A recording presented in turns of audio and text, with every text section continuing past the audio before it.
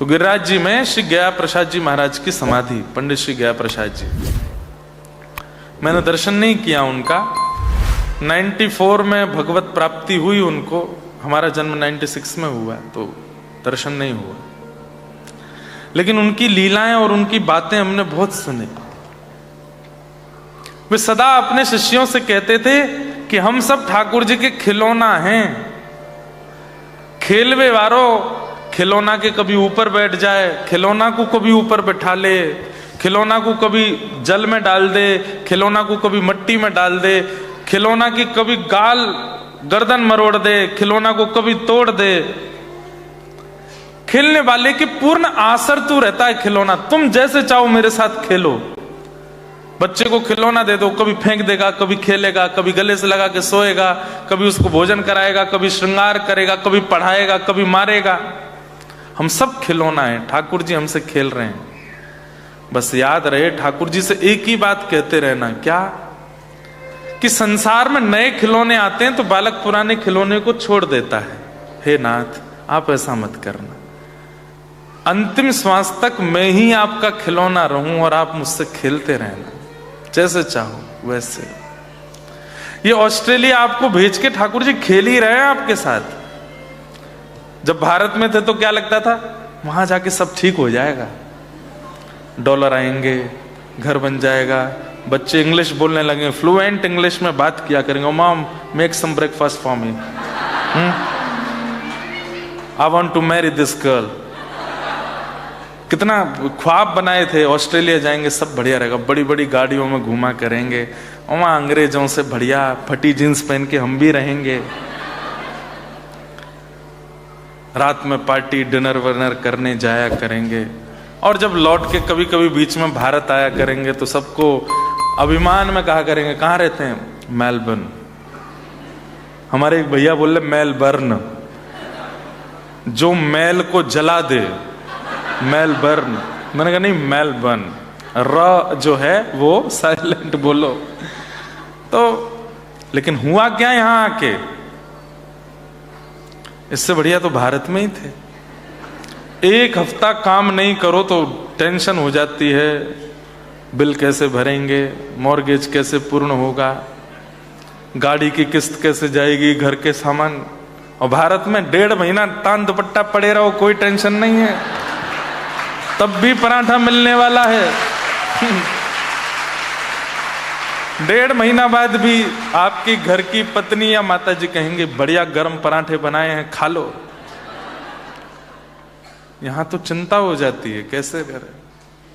तो आपको ऐसा लगा था कि यहां आके सब बढ़िया होगा, पर यहां आकर के जब सब सेटलमेंट करने लगे, होने लगे, अब 10, 15, 20, 25 साल जिनको हो गए वो तो यही कह रहे हैं कि महाराज जी भारत ही चले जाएं। भारत में थोड़ा भीड़ भाड़ है, थोड़ी सी अव्यवस्था है, लेकिन यहां से तो बढ़िया ही लगता है वहां पे। तो ये खेला है, ठाकुर जी ने खेल किया है आपके साथ में भेज के यहां पर। सूरदास जी महाराज एक बहुत सुंदर पद गाते हैं,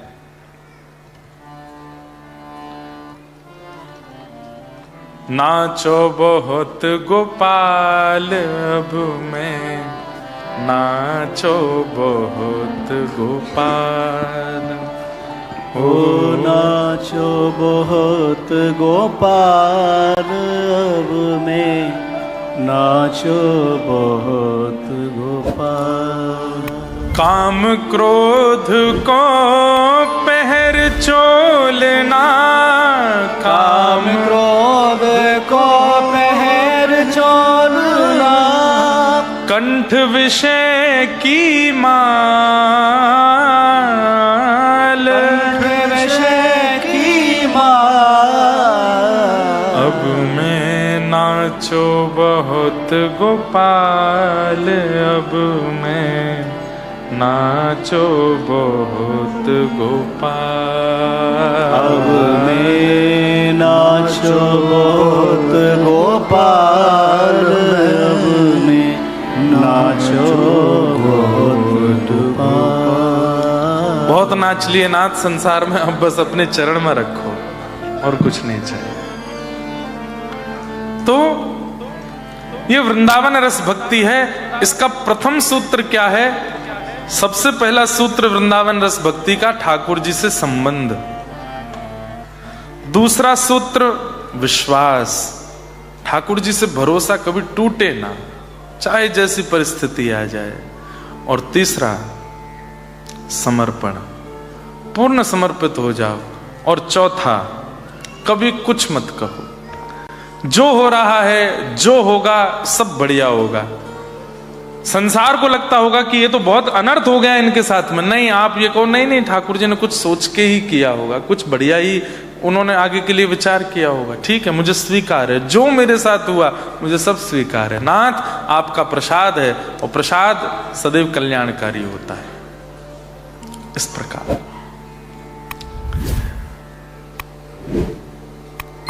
भागवत जी में भगवत भक्तों के कुछ लक्षण बताए हैं।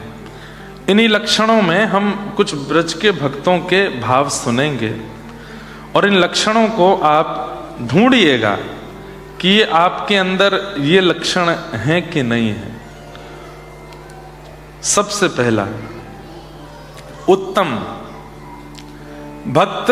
उत्तम क्वालिटी का कौन सा? हम आपको बिजनेस तो सिखाने आए नहीं हैं, डॉलर कैसे और ज्यादा कमाए जाएं ये सब व्यासमंच से नहीं बताना चाहिए। कई जगह भारत में व्यासपीठ पर भी ऐसी ऐसी बातें बताते हैं, घर के व्यापार की वृद्धि कैसे हो। अरे ठीक है, वो तो आप सब लोग कर ही लोगे संसार में।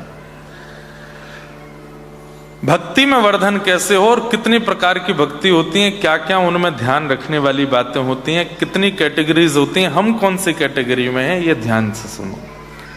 उत्तम, सबसे उत्तम भक्त का लक्षण क्या है? सर्वभूतेषु यः पश्येत्, श्रीमद् भागवत जी में, सर्वभूतेषु यः पश्येत् भगवद्भावमात्मनः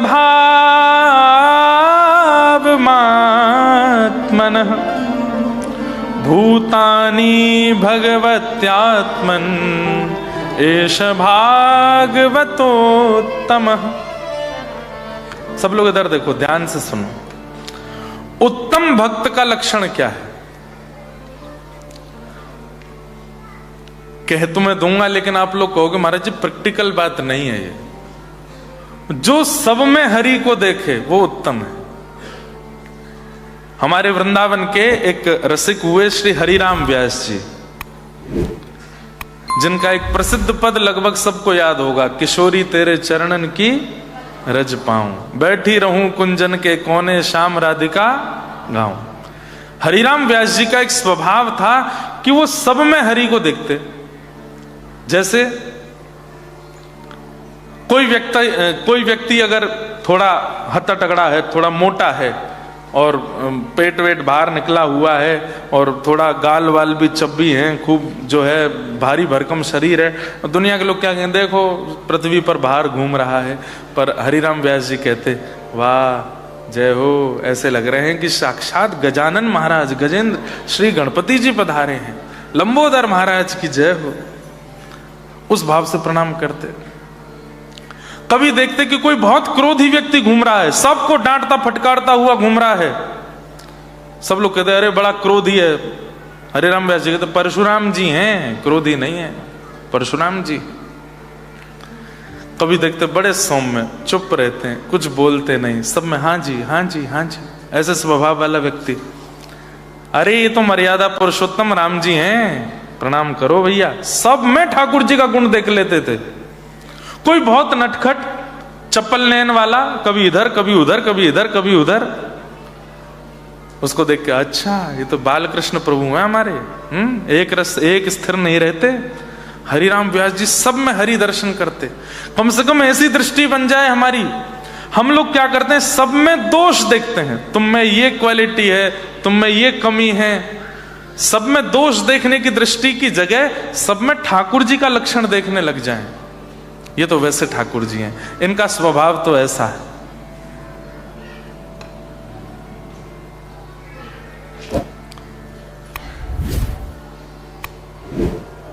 एक व्यक्ति हमारे मित्र हैं, बोले महाराज जी जिसके बाल नहीं हो उसको क्या देखें।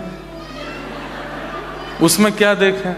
मैंने कहा वामन भगवान है, अभी अभी जनेऊ करा के आए हैं बस एक शिखा रखने की देरी है तो वो भी हो जाएगा।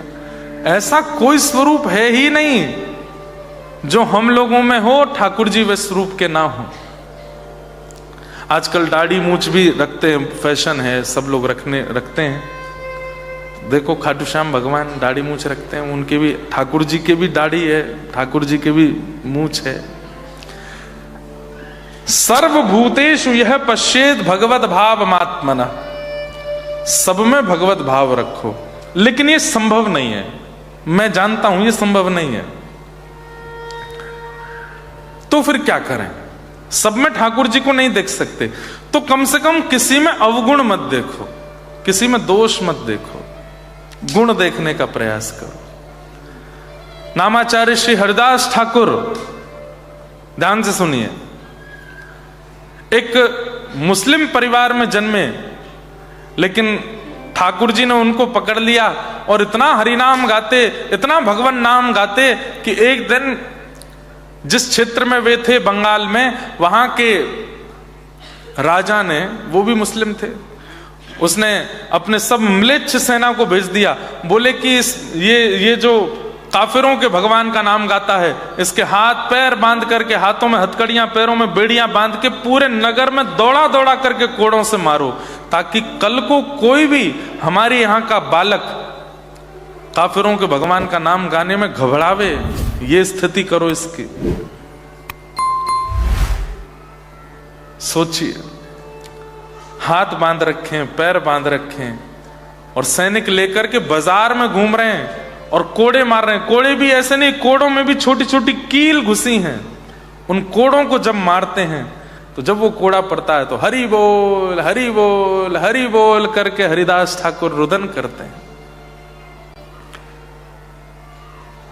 कहते हैं जितनी तेज वो हरि बोल बोलते थे, अगला कोड़ा उससे भी तेज गति से मारा जाता था, तो और तेज हरि बोल बोलते थे।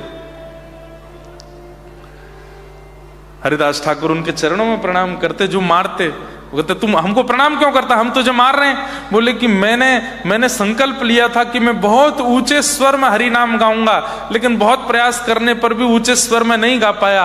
आपके कोड़े की कृपा है कि मेरी क्षमता से तेज गति से मैं हरि नाम गा रहा हूं, और मारिए मुझे, ताकि इतनी जोर से हरि नाम निकले कि मेरा रोम रोम हरि नाम गाने लग जाए। दोष नहीं देखा। कहते हैं हरिदास ठाकुर पर करी जा रही उस उत्पीड़ना के कारण साक्षात सुदर्शन भगवान आकाश में प्रकट हो गए उन म्लेच्छों को मारने के लिए। हरिदास ठाकुर सुदर्शन जी से प्रणाम करके कहते हैं इनको मत मारिए, इनका वध मत कीजिए।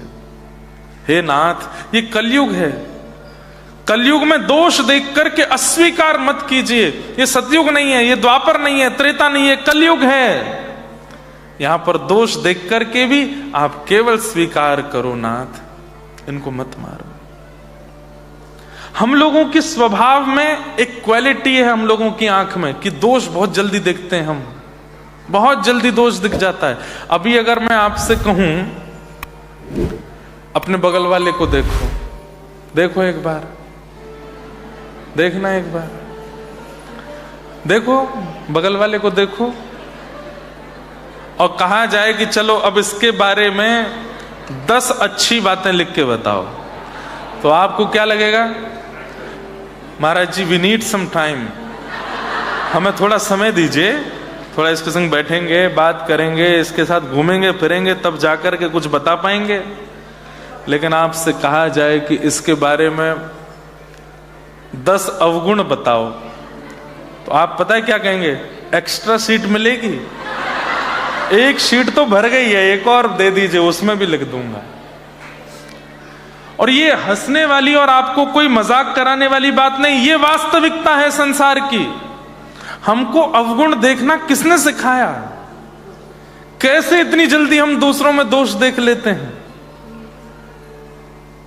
और यहां कहते कहते हार गए। सब में गुण देखो, सब में अच्छाइयां देखो, सब में भलाई देखो। कोई, मैं कहता हूं, आपको कितना भी बुरा बोल जाता है आपके परिवार के बारे में, उसमें भी एक गुण देख लो, नहीं देख पाओगे। भक्त का लक्षण क्या है? उसको अवगुण दिखने बंद हो जाते हैं। आपसे 5 लोगों ने बुराई कर दी, अरे महाराज जी तो ऐसे हैं, ये व्यास जी तो ऐसे हैं, ये व्यक्ति तो ऐसा है, लेकिन वो व्यक्ति सन्मुख आया तो उसमें आपको अवगुण नहीं दिखा, उसमें तब भी गुण दिख गया, उसमें तब भी कोई अच्छाई दिख गई। ये उत्तम भागवत का लक्षण है, उत्तम भक्त का लक्षण है। आज के बाद प्रयास कीजिए, किसी में भी अवगुण नहीं देखे, पति पत्नी में नहीं देखे, पत्नी पति में ना देखे, बच्चे बहन भैयाओं में ना देखें, भाई बंधुओं में मत देखो, माता पिता में मत देखो। पहले घर से शुरुआत करो और फिर धीरे धीरे पड़ोसियों तक पहुंचो। यहां तो पड़ोसी जानते नहीं, फिर भी प्रयास करो, पड़ोसियों में देखना शुरू करो, फिर बाहर देखना, जहां काम करते हो, पढ़ने जाते हो, जो भी करते हो, वहां गुण देखना शुरू करो। धीरे धीरे क्या होगा? सर्वम खलु इदम ब्रह्म, सब में ब्रह्म दिखने लगेंगे, सब में गुण दिखने लगेगा, सब में अच्छाइयां दिखने लगेंगी।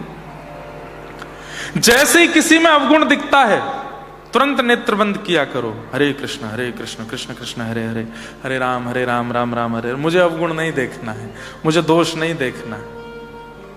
इनका जो भी अवगुण देखा, हे नाथ कृपा करो वो अदृश्य हो जाए, मुझे पता, मुझे याद ही ना रहे कि इनमें ये अवगुण था, मुझे केवल गुण दिखाओ। यह दृष्टि बनानी पड़ेगी आपको। हां, कोई व्यक्ति दुराचारी है, कोई व्यक्ति महापापी है, कोई व्यक्ति बिल्कुल अधम क्रियाओं में है, उसमें भी उसको देख लिया, देख गया कि हाँ भाई ये गलत कर रहा है, तो उसको भी दूर से प्रणाम करो, फिर जीवन में उसके पास जाओ मत, उसका त्याग कर दो। जो स्वभाव से ही है कि वो गलत ही करता है, उससे दूरी बना लीजिए। लेकिन चलते फिरते आदमी में, उठते बैठते लोगों में भी अवगुण देखना, ये अच्छा स्वभाव नहीं है। गुण देखो। मैं फिर कहूंगा, ये कथा उन लोगों के लिए है जो अपने जीवन का उद्देश्य ठाकुर जी को मान चुके हैं और जो चाहते हैं कि हम अपने जीवन का कल्याण कर लें।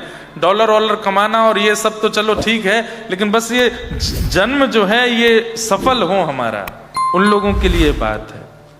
अवगुण देखना बंद कीजिए, सब में दोष मत देखो। और जब किसी में दोष देखते हैं तो एक बार दर्पण में जाके खुद को भी देख लिया कीजिए। हम जैसे बहुत दूध के धुले हैं। दूसरों में अवगुण देखना हम लोगों को इतना अच्छा आता, खुद को देखा है, खुद में देखा है। दोष मत देखो।